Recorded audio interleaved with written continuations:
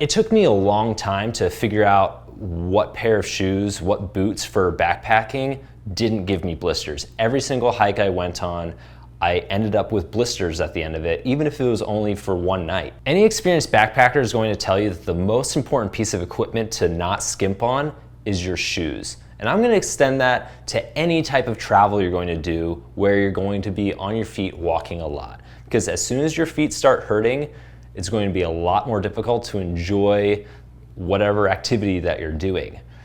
So I landed on these guys finally. These are Vask hiking boots. They go up past your ankle.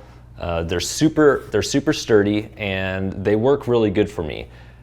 You don't want to buy used boots. You can get other gear used and get it for a discount, but you want to be the person to break in your boots. You don't want to wear boots that someone else has already broken in. So there's a couple key factors that you want to consider when you're buying boots. The first is the size. You want to try them on and make sure when you're going downhill, your toes aren't jamming into the front of the boot. So you might have to buy a size bigger than your normal shoe size. You also want to make sure that your foot's not sliding around too much in the boot, but you don't want it so tight that your foot doesn't have any room to swell after you're hiking for several miles.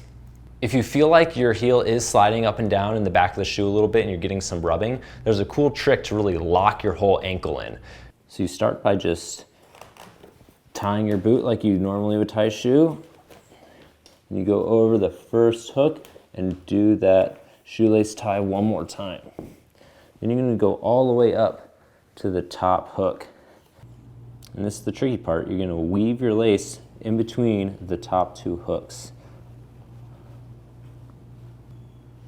And then you're going to pull it tight after you cross it again. Just kind of ratchet it down. It's really going to lock your ankle in there. The other really important tip to avoid blisters is breaking in your boots. You don't want to go on a long hike the very first time you've worn your boots. You want to break it in slowly, wear them to work once, go on a short hike, and then bust them out for a longer backpacking trip. Otherwise, your feet are going to be in a world of hurt the first time you go out and try to do a 10-mile or 15-mile hike. The other key part of footwear that you don't want to skimp on is your socks. For me, since I felt like I was super prone to getting blisters, I got some sock liners and nice hiking socks. For my sock liners, I got Smart Wool. They're the first layer that go on your foot. Then you want to also get a really nice pair of hiking socks.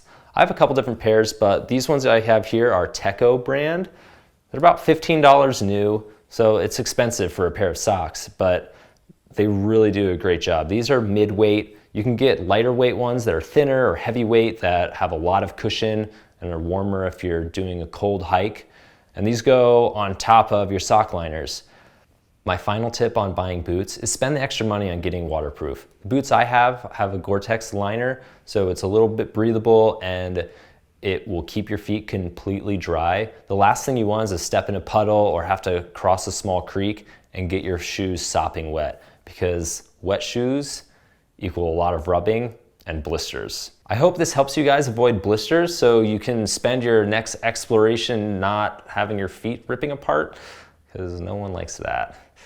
Please check out some of the other videos on the channel, and if you like them, subscribe for more. So I'm not super good at hammocking, apparently. There's some extra room, see? And then if you really want to cocoon yourself, you can totally disappear. And of course, there's some extra room if you want to have your significant other cuddle up next to you.